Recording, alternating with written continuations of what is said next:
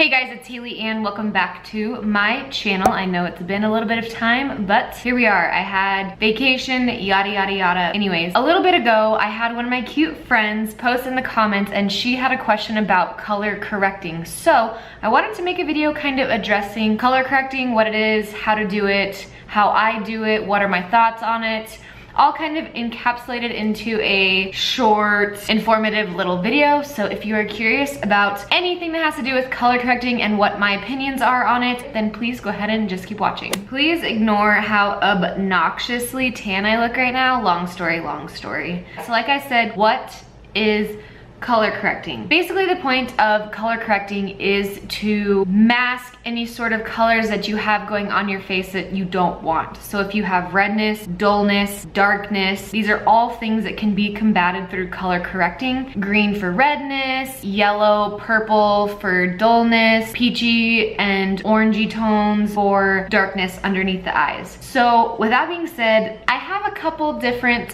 thoughts on color correcting, and this was actually a really great question by my friend Ashley. Thanks for the video topic. It's a really good question because honestly, I don't think I've ever color corrected in any of my videos, and I will explain. I don't find that I need to color correct on a daily basis at all. I think it's very unnecessary. When you start to color correct, it's just another layer you're adding to your makeup. So if I'm going on a day-to-day basis and I already kind of like a lighter face anyways on a day-to-day basis, color correcting is not the way to go because it's just gonna make your foundation look a lot heavier. So that's why I normally don't go for it. However, that being said, there are people who need color correcting. If you have amazingly dark under eye circles, then yes, color correction can help you. If you have a lot of redness, yes, color correction can help you. Where I get off the color correction train is, I know especially last year color correcting just like blew up on social media. Color correcting is not a new thing, it's been around forever, but for some reason it was like the hot topic, everybody was doing it. So you'd see all these Instagram videos of these girls doing color correction on their face, and they just have like green everywhere and purple and yellow and orange and red. And the funny part about it was that these girls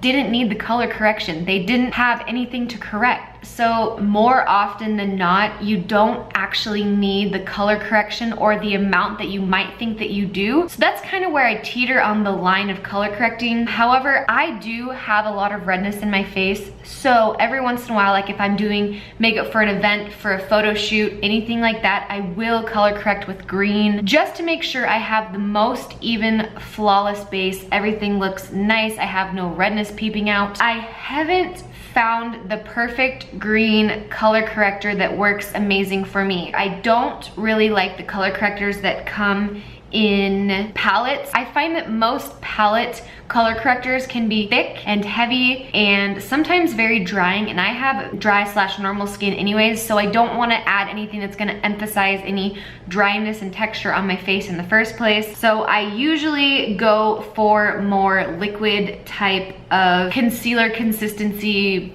color correctors, you know what I'm saying? Ones that I have tried are the NYX one, I have the LA Girl Pro Conceal one, and for the sake of this video, these are new, at least I think, or they're new to me. I haven't seen them, and these just popped up in my Ulta when I was in there today. Master Camo Color Correcting Pens by Maybelline. I picked up the green one because, of course, that's gonna be combating my redness. And I also picked up the apricot-y orange peachy tone. This was an absolute gimmick, and I'm stupid, but like whatever. Ego Tools came out with these little color correcting perfect minis. It's the most gimmicky thing that I've ever purchased. You know, there's one for each color, one for green, one for pink, one for peachy apricot, orangey tones, and one for purple. I'll use them because I bought them. Don't ask me why.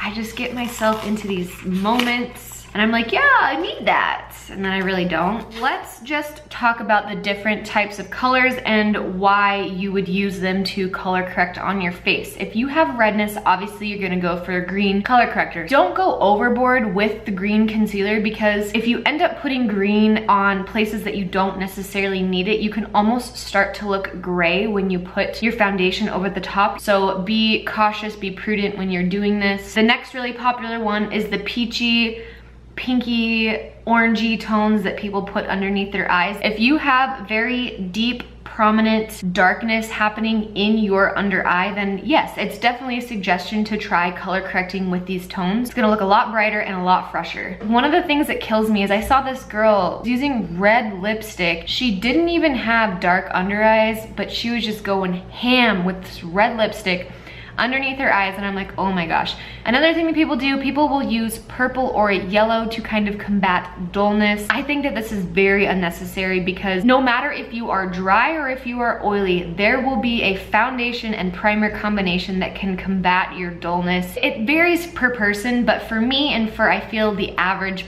person, it's not necessary. But yeah, that's about the extent of what I would do with color correcting. So let's actually just do it. I'm gonna stop talking. So I've already primed my face like I normally would if I was going to go in with foundation later. We're gonna try out these new Maybelline Master Camo Color Pen, whatever these are. You see, I have a lot of redness right here, and then around my nose. So I'm gonna do it minimally, but effectively in just those areas.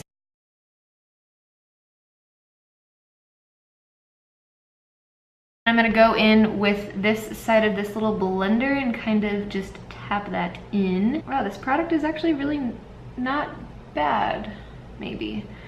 Normally I go in with a flat top foundation brush just to kind of pat it in so I'm not blending it out away too much. When you start to blend it into the skin, it grays out those red areas. Honestly, I feel like my whole face is red, but those are the worst parts. So it'd be something kind of like that. I look real nice, I know, you don't have to tell me. So then once I get this peach one going,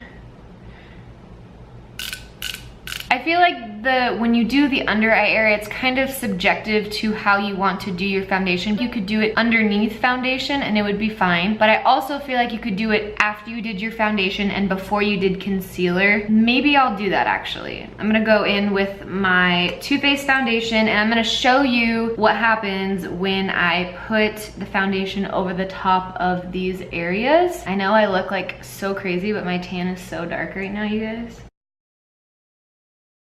Yeah, that does look really good actually. Then what I would do with this peachy color corrector to eliminate the darkness happening right here, I'm just going to focus it in this area where I have the darkness the most.